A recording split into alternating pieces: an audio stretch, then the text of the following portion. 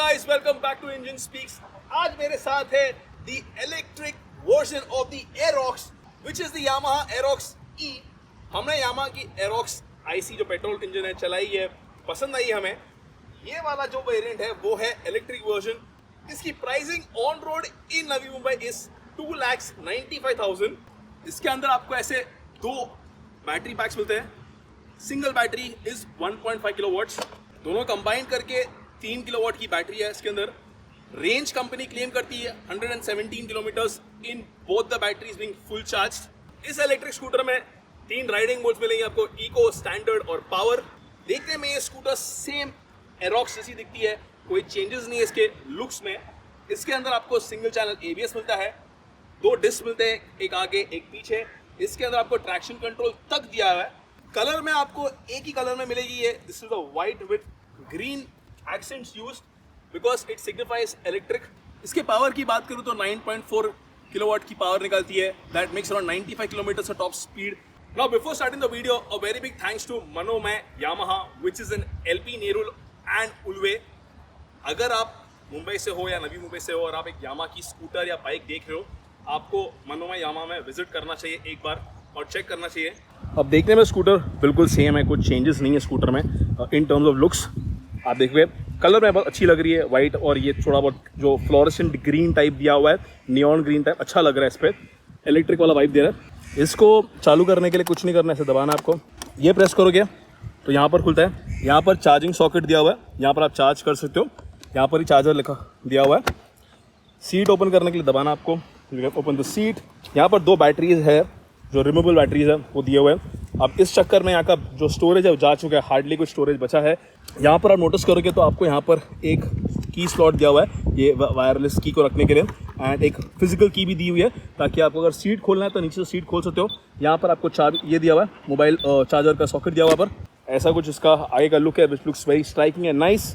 एक चीज़ यामाहा ने अलग की हुआ है, यहाँ पर एक एक्स्ट्रा बटन दिया हुआ, स्विच दिया हुआ है. स्विच क्या है, ये एक पावर मोड के लिए. सो अगर आप इससे पिकअप बढ़ता है आपका, तो अगर आप इको में हो, स्टैंडर्ड में हो या पावर मोड में हो, आप अगर ये दबाओगे तो इससे इनिशियल पावर जनरेट होता है मोटर को. So you get a better pickup. वो हुआ है इससे. मोड्स के लिए यहाँ पर डेडिकेट स्विच दिया यामाहा ने, वो भी है. That's the TFT screen Yamaha का. आप नोटिस करोगे यहाँ पर ना 2 बैटरी का चार्ज दिया हुआ है, बिकॉज 2 बैटरी पैक्स है इसके अंदर. 1.5 किलोवाट की 2 बैटरी चार्ज दिया है. तो दोनों बैटरी का पावर रेंज दिखाया कितना है. एक का 41 है, एक का 40 है. यहाँ पर पार्क दिया हुआ है, RPM दिया हुआ है, स्पीड दिया हुआ है, ट्रिप A ट्रिप B. यहाँ से आप टॉगल कर सकते हो उसको. अब इसके अंदर म्यूजिक भी दिया हुआ है, टर्न बाय टर्न नेविगेशन भी है, नोटिफिकेशन भी है, वेदर भी दिखाएगा आपको. मेन्यू दबाओगे तो आपको दिखाएगा. ये देखो ट्रैक्शन कंट्रोल ऑन है, TCS अगर ऑफ करना है ऑफ कर सकते हो आप. सिंगल चैनल ABS दिया है इसके अंदर. यहाँ पर एक हैज़ार्ड लाइट के लिए भी स्विच दिया हुआ है डेडिकेटेड अलग से. चेक करेंगे क्या ये स्कूटर मेरे लिए कंफर्टेबल है या नहीं है. सो आप नोटिस करोगे मेरा पैर फ्लैट है फिलहाल ग्राउंड पे. आगे पीछे करने के लिए इतना डिफिकल्ट नहीं लग रहा मुझे. सो एक चीज़ है, स्कूटर बहुत नीचे लग रही है एंड नी रूम डिसेंट है. सो कोई 5'6" वाला बंदा है या फिर 5'8" वाला बंदा है उसके लिए ठीक है. कोई 6 फीट वाला बंदा रहेगा, उसके नीज यहाँ पर टच हो सकते हैं, वो उसके लिए डिफिकल्ट या अनकंफर्टेबल फील हो सकता है. अदरवाइज अच्छा है. पिलियन के लिए जगह है, तो एक राइडर और पिलियन के लिए बहुत कंफर्टेबल रहेगी स्कूटर सिटी में और हाईवे में चलाने के लिए. सो अभी मैं इको में चला रहा हूँ. इसका बूस्टर दिया, नोटिस क्या था, नोटिस करो. देखो इको में बहुत कम पावर जनरेट हो रहा है, वो फील हो रहा है मुझे. एंड यहाँ से मोड चेंज कर लो.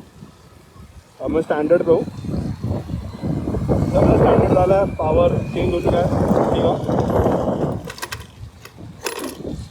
वो है स्पीड ब्रेकर में इतना फील नहीं होता है, वो अच्छा है. गड्ढे पे थोड़ा थोड़ा फील हो रहा है मुझे. ये थोड़ा बूस्टर तो सिर्फ एक बार प्रेस करना पड़ता है.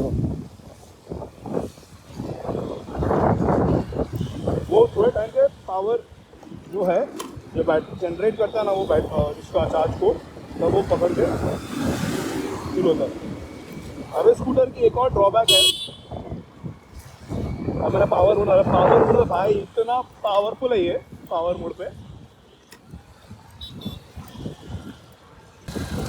इसका बहुत बड़ा ड्रॉबैक ये है कि इसका रेंज है वो कंपनी क्लेम करता है अराउंड 117 किलोमीटर्स, दैट्स इट।